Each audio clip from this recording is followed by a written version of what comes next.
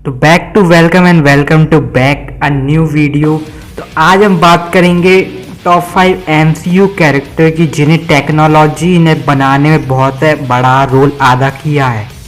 तो चलिए वीडियो को शुरू करते हैं। तो सबसे पहला कैरेक्टर आता है हमारा स्पाइडरमैन। स्पाइडरमैन को क्रिएट करने में टेक्नोलॉजी ने बहुत ही बड़ा अहम रोल अदा किया है और ये हमें उसकी मूवीज़ में भी देखने को मिला है कि कैसे उसे एक रेडियो एक्टिव स्पाइडर ने काटा जिसके कारण वह स्पाइडरमैन बना। और अगर उस टाइम पे उस रेडियो एक्टिव स्पाइडर पे अगर इस प्रकार के एक्सपेरिमेंट नहीं किए जाते तो हमें कभी एमसीयू में स्पाइडरमैन देखने को मिलता ही नहीं। इसलिए हम कह सकते हैं कि टेक्नोलॉजी ने स्पाइडरमैन को बनाने में बहुत ही बड़ा काम किया है।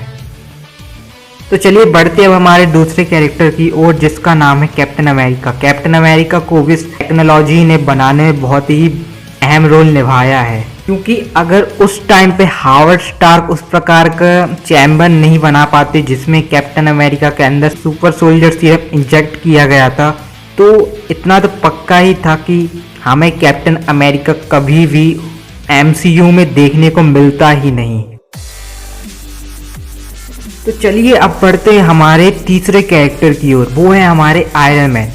आयरन मैन को बनाने में टेक्नोलॉजी ने बहुत ही अहम रोल निभाया है, क्योंकि अगर हम बात करें आयरन मैन की तो उसका सूट ही सबसे बड़ा एग्जाम्पल है टेक्नोलॉजी का। क्योंकि अगर उस टाइम पे हावर्ड स्टार्क इस प्रकार की टेक्नोलॉजी क्रिएट नहीं कर पाते तो मुझे नहीं लग रहा है कि हमें आयरन मैन कभी कहीं देखने को मिलता। तो यहाँ पे हम कह सकते हैं कि आयरन मैन को क्रिएट करने में टेक्नोलॉजी ने बहुत ही बड़ा रोल निभाया है।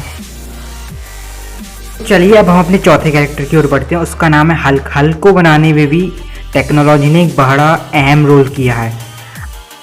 अगर ब्रूस बैनर अपनी कमजोरी का हल ना ढूंढता और गामा रेडिएशन के इफेक्ट से वो हल्क नहीं बनता तो हमें अभी तक हल्क देखने को नहीं मिलता। इसलिए हम कह सकते हैं टेक्नोलॉजी ने हल्क को बनाने में भी बहुत ही अहम रोल निभाया है।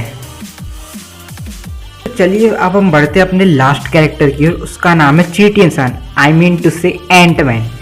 एंटमैन को भी टेक्नोलॉजी ने बनाने में बहुत ही अहम रोल किया है।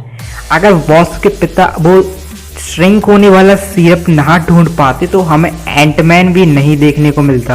और साथ में उसका सूट का जो मटेरियल है जो श्रिंकेबल है वो उसको ढूंढने में भी एक बहुत ही बड़ा अहम रोल किया है टेक्नोलॉजी ने।